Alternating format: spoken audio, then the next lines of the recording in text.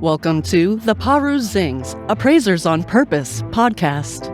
This podcast showcases inspiring appraisers and professionals from the industry who are leaders in their field. How did they get to where they are? What have they learned along the way? And what do they do now for their teams, their clients, and the industry? Your host is real estate investor, entrepreneur, and appraiser, Michael Hobbs. Well, welcome back. It is an exciting time here again. We have another distinguished, experienced, and just all around interesting peer in the industry. This week, we are really honored to have John Brenan with us. You're going to hear a lot about John, maybe some things you didn't even know. But most importantly, each and every time we come together, it's just an opportunity to learn from a peer about, hey, how did you end up in the industry? Were you born this way? Did you matriculate? Did you take a wrong turn at Albuquerque, if we go back and quote Bugs Bunny? And how along the way has that led you through different experiences to ultimately, most recently, worked with or worked on, and, your outlook and what's next in the industry? So with that, John, thanks for joining us. Hey, Michael, I appreciate the opportunity. Thanks for having me. It's a pleasure. It is definitely a pleasure. So, John, we always like to kick off with this question. So, were you born this way, or did you kind of segue into the industry? I'm not sure how I was born, but I do know that it wasn't as an appraiser, and it was definitely more of a second thought and a pleasant accident. Pleasant accident. Well, that's a fantastic way to describe it. So how'd you get started out, and how did you ultimately get into the industry? So it was interesting. Immediately I'll give away my age if it isn't already obvious. I was in college. I was working part-time while I was in college because I paid my own way, which I'm proud of. And I was working at a savings and loan. And so wow. For any younger viewers, you might need to go Wikipedia and check that out. But I was working as a teller. I was working in a branch as a teller for a couple of years. And then the plan was, when I graduated college, I was a business major and a management option. And the plan was to go into the Savings and Loans Branch Manager Training Program. Oh, nice. Where I would ultimately become a manager of one of the branches. So I was kind of following that path. And it got to the point where I was like a week or two away from graduation. So they asked me to go down and sign up for the Branch Manager Training Program. So I went down to that office, and a friend of mine who worked for the Savings and Loan was working as an appraiser. I knew him very well, but I had no idea what he did. He said, "Oh, I'm an appraiser." So that's really nice.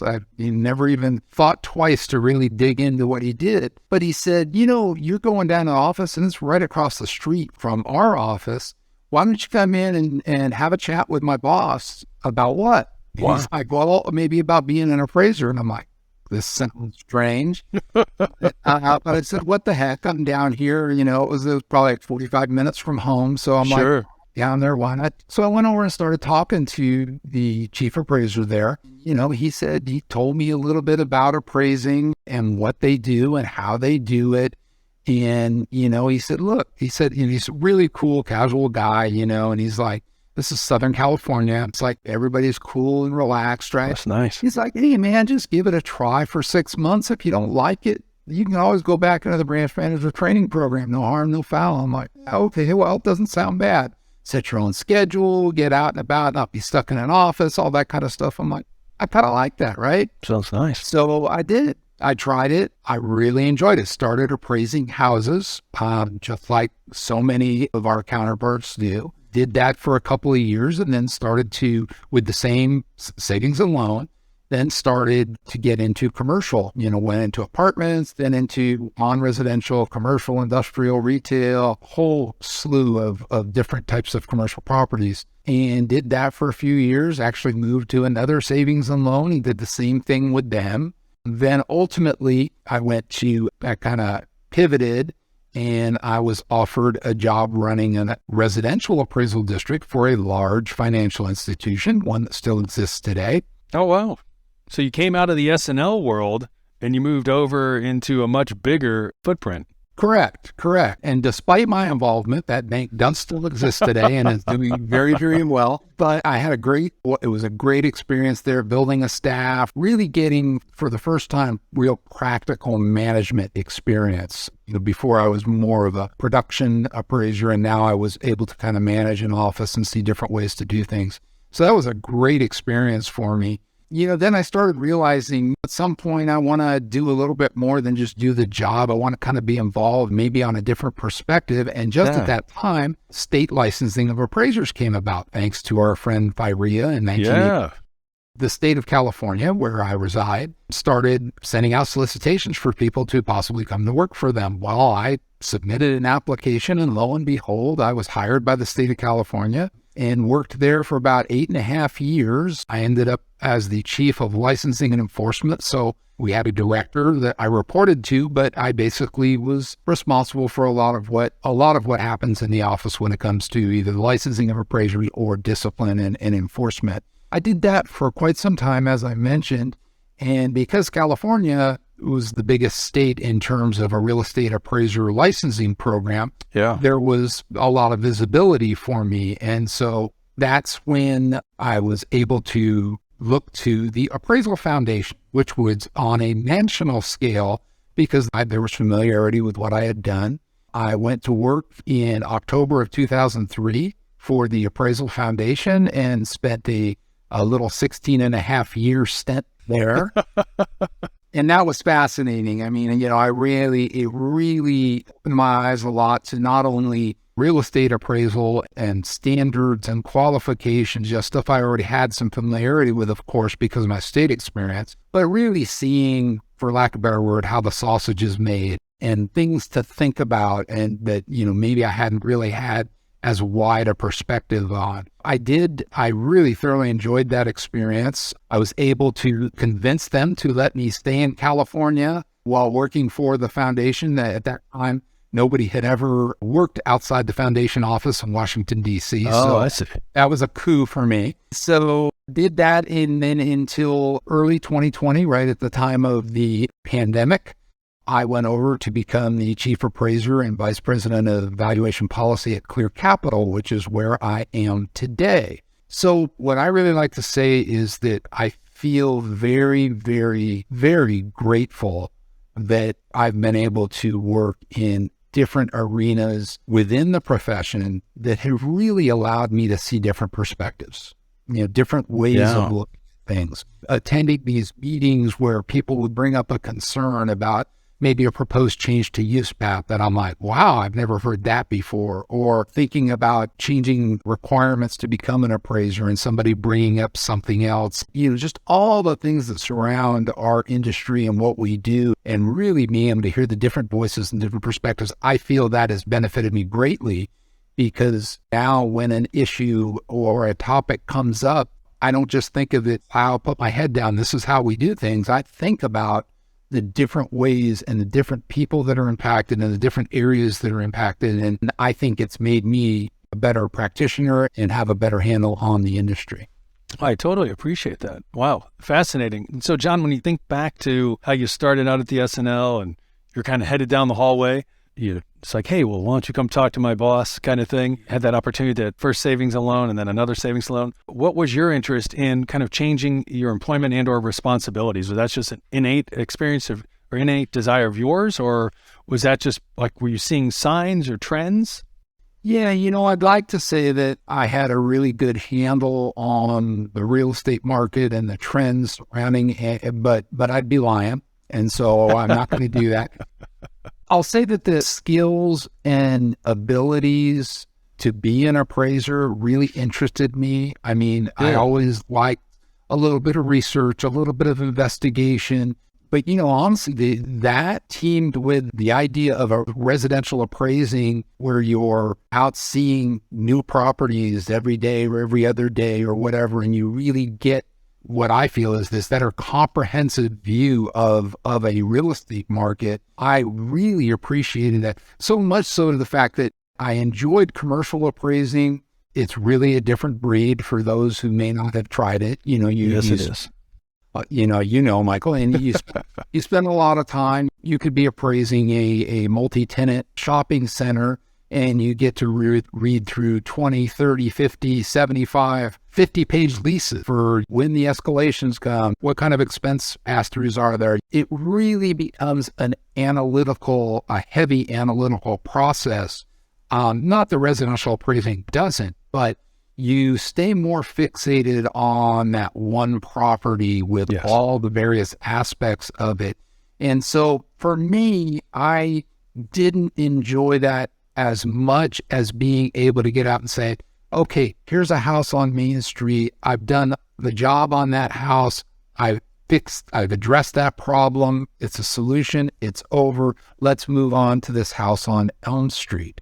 It's one of those things where you just don't, you're able to see a problem, find a solution, get it, move on to the next one. And I felt that was more my personal liking than really doing a deep dive and digging in on a very complex property that it wasn't uncommon to take 6 or 8 weeks to perform an appraisal on a complex commercial property, which again, I mean, I've got many friends and colleagues in this business that's what they do and they love it. And that's fantastic. I don't dislike it. I just like other side of it better.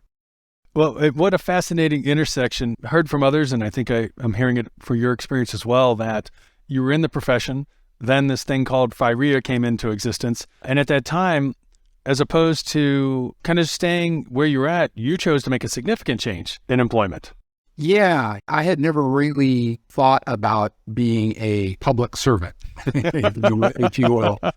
I think that I found it admirable, but I really didn't have a full appreciation for what it meant to give back.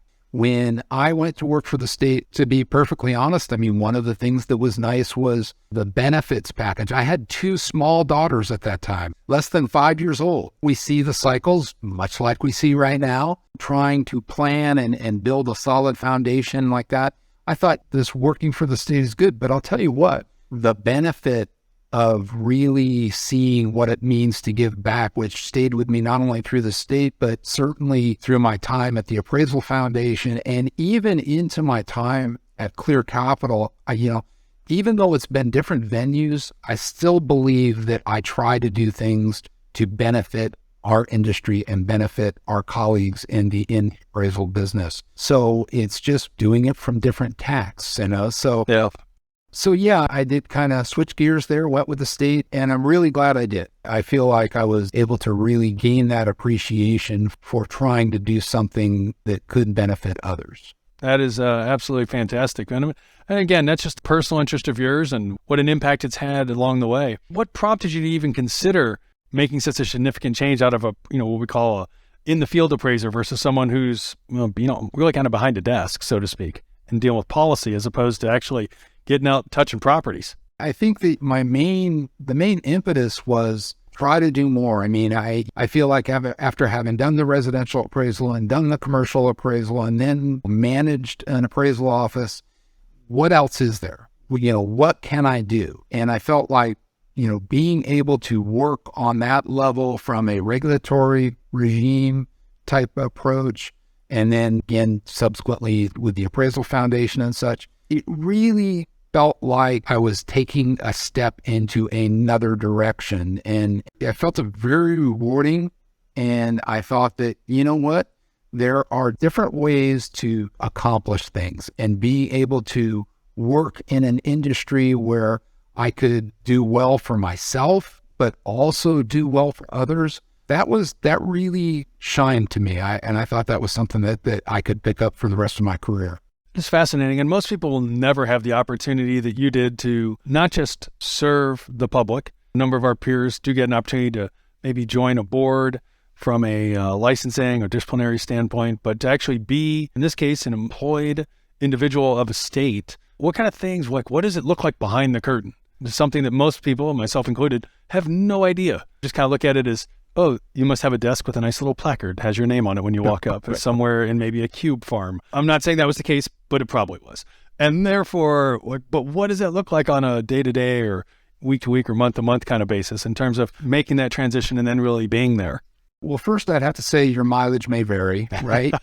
I mean, one thing I've learned, and particularly in my experience at the Appraisal Foundation, is not all states operate the exact same way. Of course. For example, in California, we do not have a real estate appraiser board. We did not from day one, and we still don't. We have an actual government state agency that administers and regulates appraisers. Other states have state boards where the board interacts with administrative personnel within the state to accomplish its goals. So I can't say that I can give an answer that would cover all bases, but I will say this. It's a pretty well-defined way to see what needs to be done and then manage the resources that you have to accomplish that. So in other words, listen, state budgets are state budgets. Yeah. And when you're talking about an agency that regulates real estate appraisers, I will say this, you are not at the top of the list. Things like building your roads. Come on. Are you sure? I mean, I tried that, Michael. That. I tried that. I tried convincing them that appraisers were more important than public safety and all that. They didn't want to listen to it. Yeah. It's another form of public safety. Yeah, that's right. That's exactly right. But right from the bat, you've got resource limitations, right? You're not going to be able to work like you do in private sector where you can just go out, things get busy, you hire more people. You look for a new revenue by trying to attract new clients and market yourself. This is different. There are constraints there. It doesn't mean you can't make cases for additional resources, but it's not as easy as it sounds to get those allocated. So the first thing you really have to come to grips with is what needs to be done and what are my resources to do it. So that was a learning experience. Another part of that was interesting is trying to come up with innovative ways that would benefit the constituents, in this case, licensed real estate appraisers, without impeding too much. I like this story that we toyed with this idea when we had a new director come in when I was with the state of California that said, hey, how about we contact appraisers and say, free of charge, no questions asked, we'll come to your office, we'll see how you're doing things and give you some suggestions on how to do things better. Now, unless we see like major fraud or serious illegal activity, you're not going to get in trouble here. This is just kind of a suggestion. I'm guessing by your reaction that you know how appraisers reacted to that. Oh my God, that went over like a lead balloon, didn't it? Absolutely. Stay out of our office. No matter how well-intentioned they may be. And it might have been very well-intended, but the skeptical side of things. Absolutely right. We actually did try to implement that. We're from the government and we're here to help routine. It did not go over. So, but again, I applaud the idea that we're trying to do something different, trying to do something instead of just saying, we're taking your fees, and if somebody files a complaint against you, we're going to investigate it. You could be in trouble. That's most people think of when they think of the state appraiser regulatory, which is, of course, a primary function, but trying to find another way to add value and to be able to be a resource or a benefit to appraisers is something that I was passionate about. And, as with the example, some work better than others. That's quite an experience, and one only because very early on for me, I did have the benefit of working for a government-funded national laboratory, and I got just the slightest of exposure to that concept of government budgets and approval processes and things that I was like, oh, just shoot me. This is not for me. Thank you for the job offer after college. No chance I'm coming here. But it really is an eye-opener of how much of work gets done because that's the process.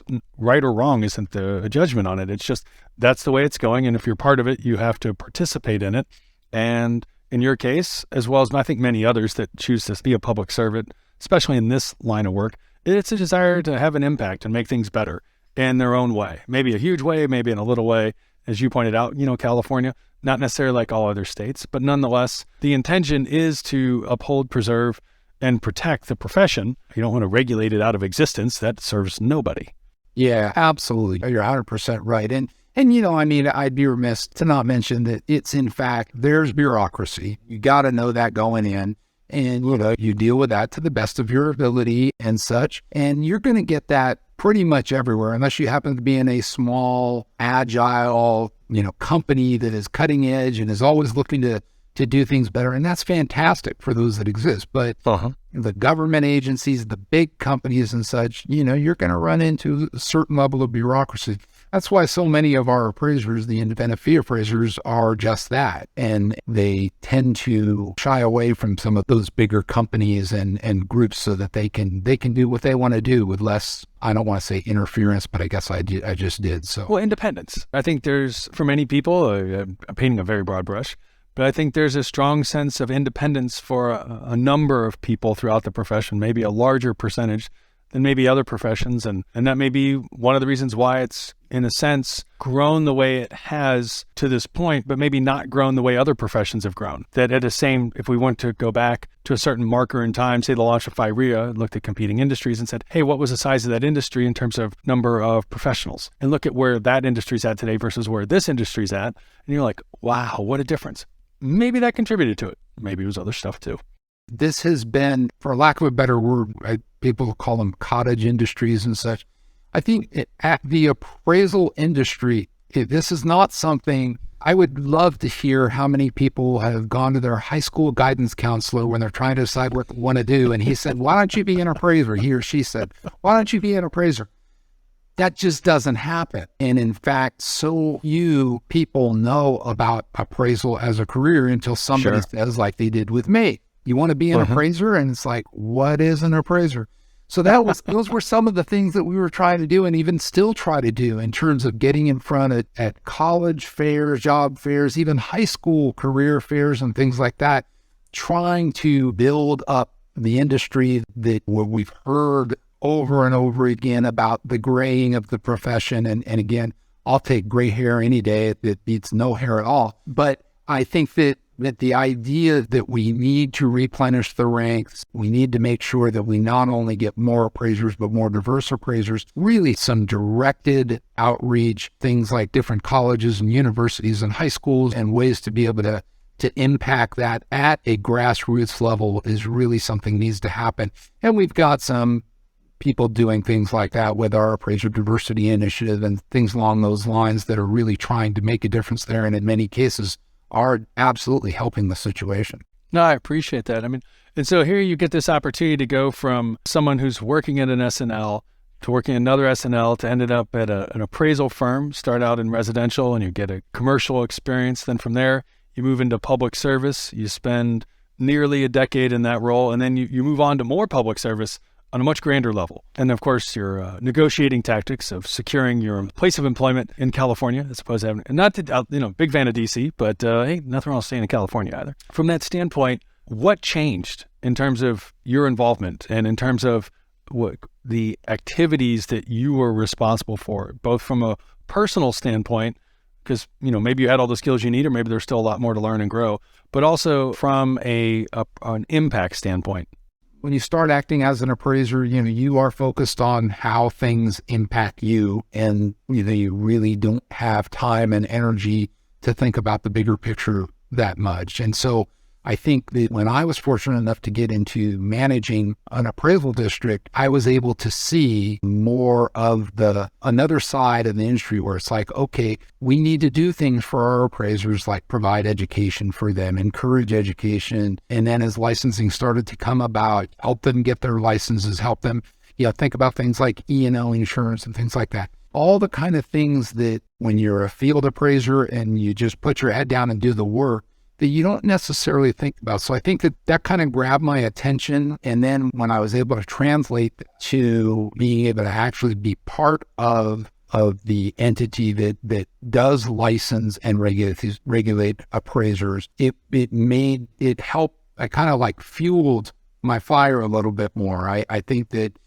for example, like when I got involved on the enforcement, there are different philosophies in enforcement. I'm not even talking about specific to appraisers right now, but there are entities that, really want to be punitive, for example, that feel like if somebody does something wrong, they need to be dealt with harshly, and so that never happens again. There are others and this was the approach that we tried to take when I was with the state of California, is let's focus on education and prevention first. Let's try to help appraisers understand what the rules of the road are. If they continue to violate them, either A, they're not capable of understanding them, or B, they don't want to understand them. And that's when you can get more serious with discipline. But my perspective was, you have such a small percentage, and I mean almost not even getting the needle to move, of appraisers that I ever thought were trying to do something wrong. We do have some notable exceptions. I still remember some of those appraisers' names. Some of them served time in prison. But overwhelming majority, and I mean virtually all, are trying to do a good job. They may not have had the proper supervision and training. They may not have had the proper education. They may not have had certain tools that really would benefit them in an assignment or a series of assignments that might be a little bit beyond their normal comfort zone. I don't think it's fair to hold those appraisers harshly and somehow have a detrimental effect on their potential career and their livelihoods. I think instead, you take those appraisers, you try to get them the education and the training that they need, and then see how they do. In the vast majority of cases, they improve. You never hear from them again. I have a lot of friends that are appraisers in California, that I used to say, in most cases, it's not good if I know your name. I don't want to know your name. But that is an exception to my friends and colleagues, in California. But even the ones that I knew through some sort of enforcement action, whether it be through requiring some additional coursework or whatever, I'll tell you what, there are some people out there that reached out to me well after the fact and really appreciated the way that we tried to go about doing things, instead of just either slapping their hand or giving them some sort of debilitating penalty that was going to impact the rest of their career. And that made me feel really good, that somebody who has had something negative happen to them, thanking you for that experience. To me, that made it very worthwhile. That's a very different approach, as you touch on, from being punitive as opposed to being restorative. It's one of the tough things, and I didn't hear you necessarily say this, but I kind of read between the lines that I think it's very much there, which is, am I going to try and judge intent, or am I going to be able to look at what's on the surface as much as I can understand, and then make an informed decision to take action from there and give people the benefit of the doubt, as you touched on in your experience, which is very encouraging to hear. I would have expected that, but it's great to hear it.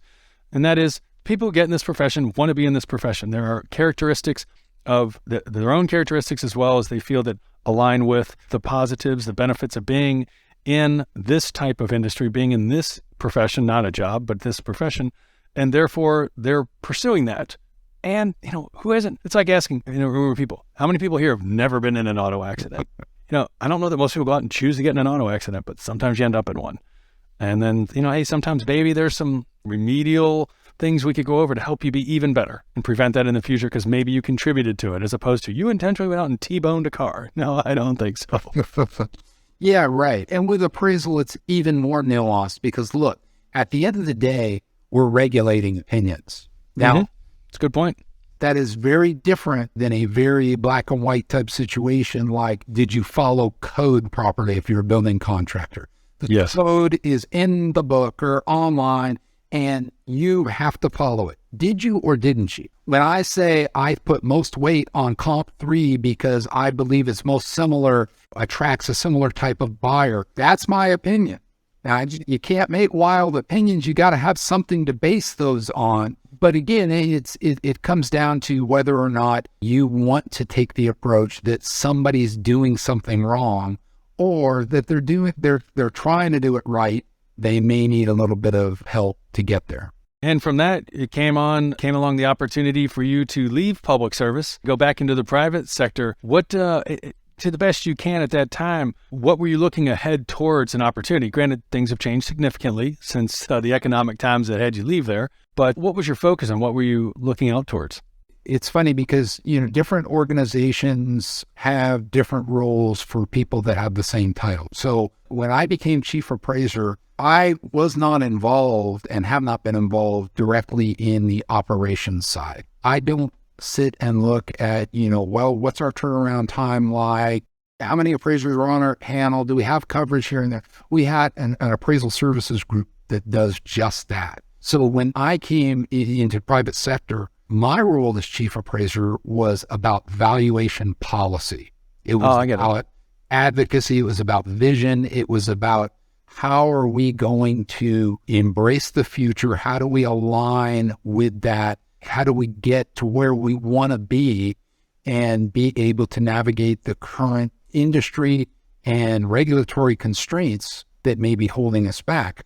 So it still allowed me, and this is why I did it, it still allowed me to kind of use my navigational abilities to figure out where we're going, what we want to do, what's out there, what are some future possibilities, as opposed to the daily routine of, well, we need to onboard another client or whatever. Again, not that I had no involvement with any of that. I mean, I've certainly been involved with, some of our larger clients and our meetings about different things going on.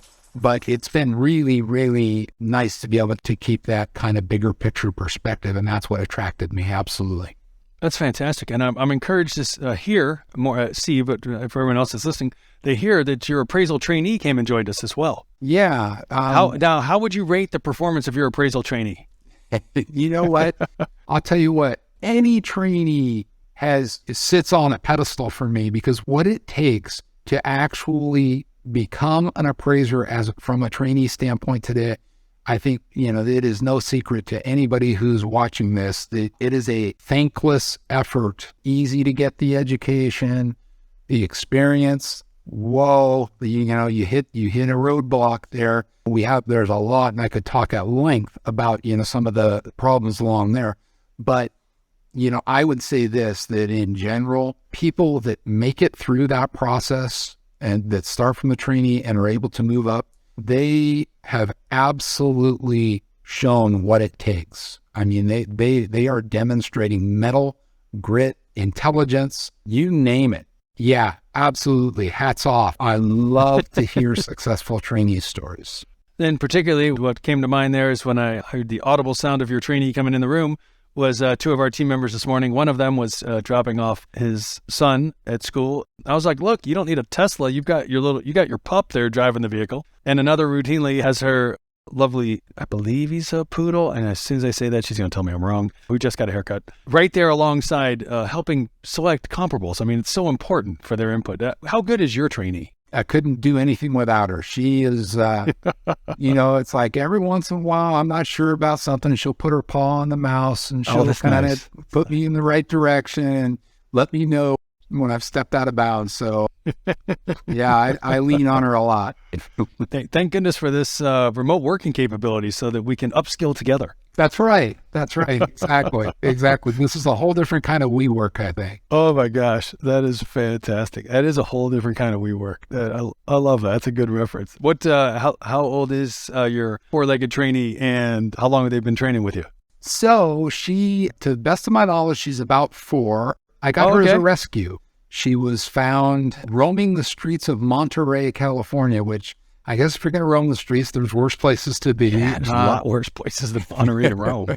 She was found by the pound and then turned over to a rescue organization that I've actually had a couple of dogs I've gotten through. So I got her a couple of years ago and she has been great. She was, it took her a little while to learn her new environment and that this was her new home, but she has fit in fantastically. And can't imagine not having her around. What breed? She's a lap. Oh, lap. Fantastic. Yeah. Pick a great breed to join you for all your getting out of the house appraisal assignments. Yeah, I've had golden retrievers before. So she's a little bit different, most notably in the shedding department because wow, it's almost like a magic trick, man. You just can't imagine how more hair keeps coming off, but there's worse problems. That's indeed a challenge. I appreciate your ability to handle all the shedding. It's in and of itself. So one of the things that might also be of interest to, something of interest to me, but also for others, is how have you been able to maintain your involvement in and around the industry, but also maintain a balance in terms of your actual own life, a sense of who you are and what you do outside of your professional endeavors? I think that it's, one of the things that we've seen, there's so much bad that came from the pandemic and, we've lost people. We've still seen lingering effects. But one good thing is I do think that there was more recognition of a proper work-life balance. I feel like, with some exceptions, I feel like I've always been able to keep the personal side of my life and enjoy it. I've been fortunate enough to do a lot of fun stuff, whether it be with music or cars. These are those are my hobbies.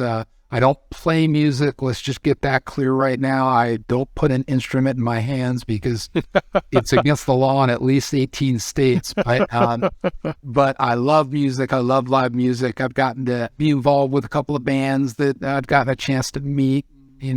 That's great. Appeared in a little music video with a car of mine and things like that. And so wonderful. Yeah, fun stuff like that. So I think the real long-winded answer to your question is I think is vitally important. I think that finally there's become more and more recognition that to be a happy employee, you have to be a happy person. And if you are unhappy because your personal life is not gratifying or you're not able to do the things you really enjoy and you really love, that eventually ultimately is going to impact your job performance. So I try not to take life too seriously, that the old saying, you shouldn't do that. You're never going to get out of it alive. So try to enjoy myself as much as possible. And I really try not to take myself too seriously.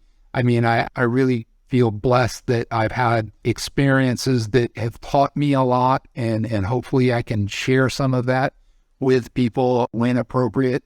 But I certainly understand that this is all just part of the game of life. Let's just try to enjoy it while we're doing it.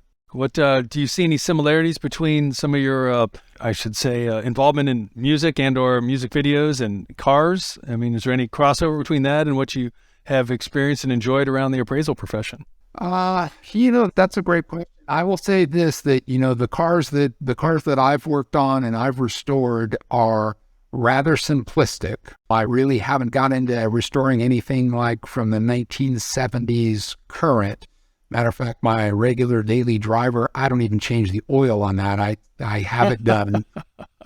But give me a 60s Chevy and I can tear the engine apart and I can rebuild the whole car mechanically because it's logical. You're able to look at what was done and see it and figure it out. In that way, I guess there is some similarity from an appraisal standpoint. When you look at somebody's appraisal, you look at, what they identified as the market area, and please, let's not say neighborhood. There's, in my opinion, there's no reason to even have a neighborhood description in an appraisal report because it's irrelevant. All we care about is the market area where buyers and sellers are looking for properties. Sorry, I had to get on that soapbox for a second. That's all right. You got to get it off your chest. Happy to give you a place to do that. Thank you. Thank you for that. But, you can see things like, okay, they came up with this highest and best use analysis. Maybe on a residential property, it's not as complicated as it is on others. But you can look at the factors that they were considered and say, yeah, I get it. And even if, kind of like what we alluded to earlier, you may not agree 100%, did they present their argument? Do they have something to support it? And at the end of the day, if you don't agree, you don't agree, but is it material? And is it something that is going to affect the credibility of the assignment results? That's really what it comes down to. And so I think in that way, you can look at an appraisal like a 1957 Chevy and say, well, how did they do this? Okay, I see how they did it. Pretty cool way to figure that out. Maybe not as cool a way as I would have thought this way, but you still get it. That's a great connection. And having not restored anywhere near the volume of vehicles that you have, but nonetheless, bringing out that perspective is helpful to see the approach and ultimately the result. And I mean, in your case, congratulations for you. For other people also seeing the value in some of your results, you're the only appraiser I know that has been in a music video. So congratulations. Well, don't blink because you'll miss it. My car is in there a lot more than I am, but yeah, it was fun. It was a great experience. So given the experience you've had, which is really fascinating, because some people will come to this and be like, well, I don't know John, but now I have kind of a little sense of John. And wow, here's where he started out in a very local form of employment. He stepped up, then he stepped over, then he stepped up again, then he stepped over. And they really get the sense that there is no straight path in the profession. And I think my assessment is your career really highlights that. It can go in many different directions. And although not everyone has the privilege of seeing how young you are, and you're making joking reference to your age, but nonetheless, young at heart, if not just outright young, how do you see, your opportunity to contribute over the next course of your career in this profession? Hopefully this is an example. Hopefully I've been able to be an example for others.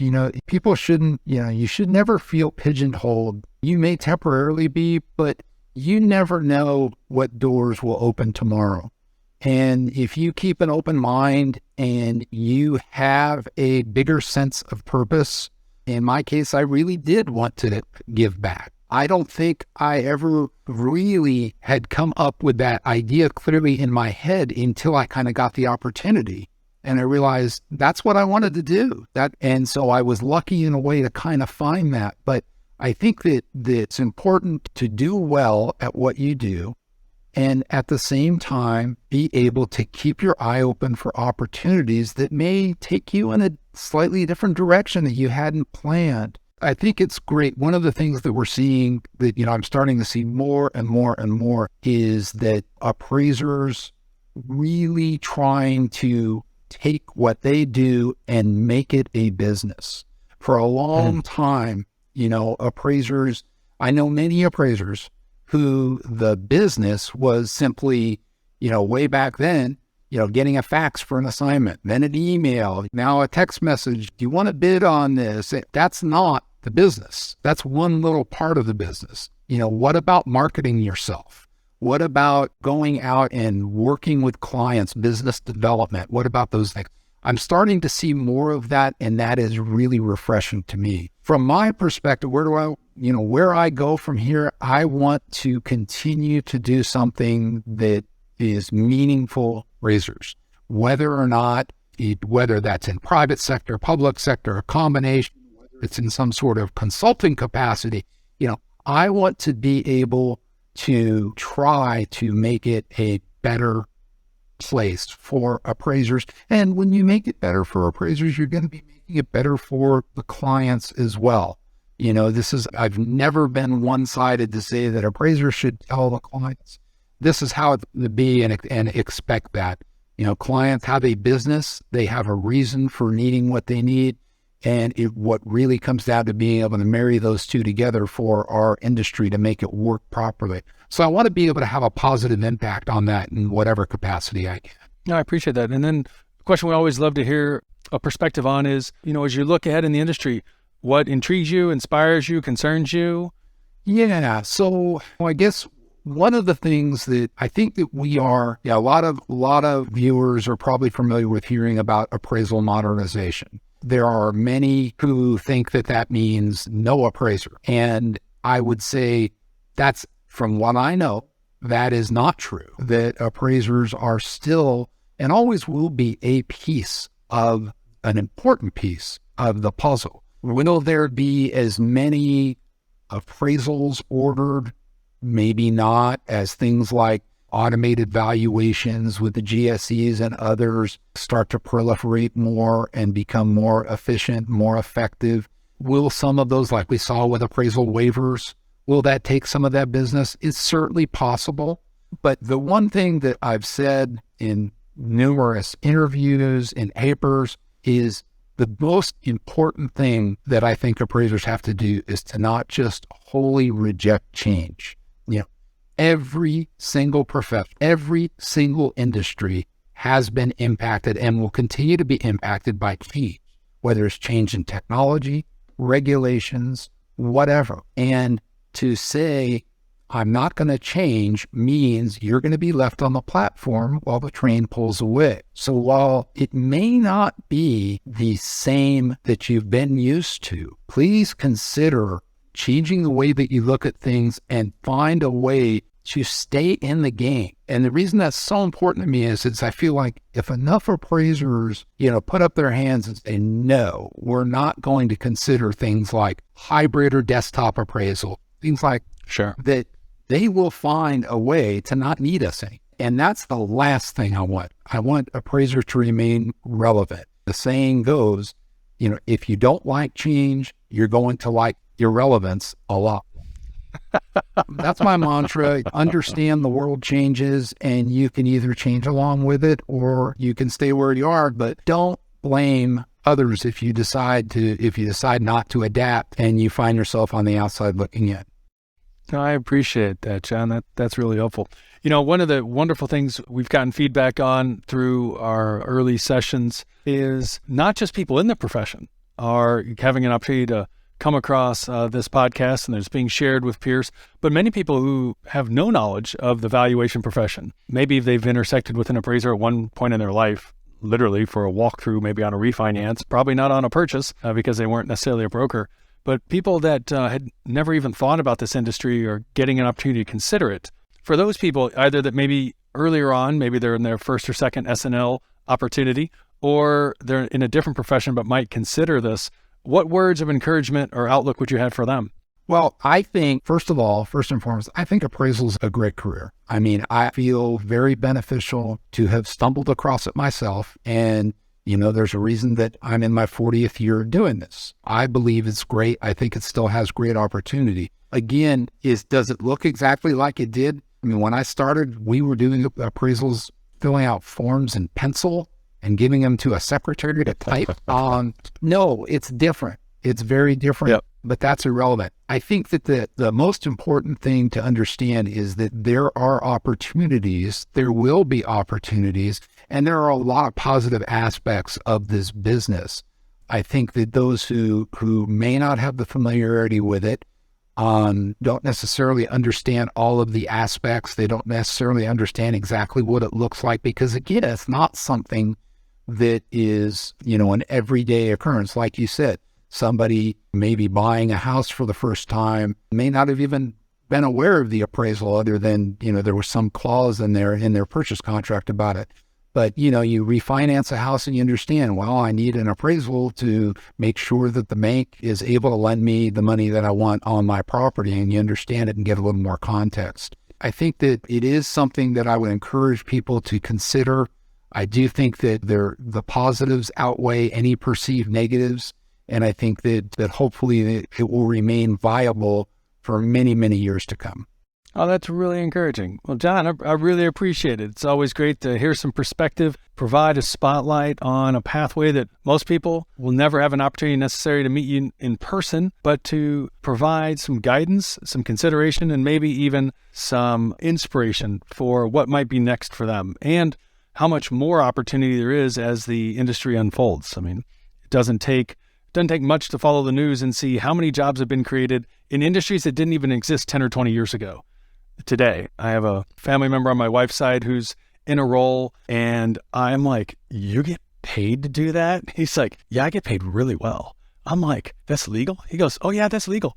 He goes, man, they passed that. It's legal now here in Illinois. I'm like, oh my goodness. I'm like, I didn't know. So many opportunities that open up around corners that we can't necessarily see around, but we have to approach them.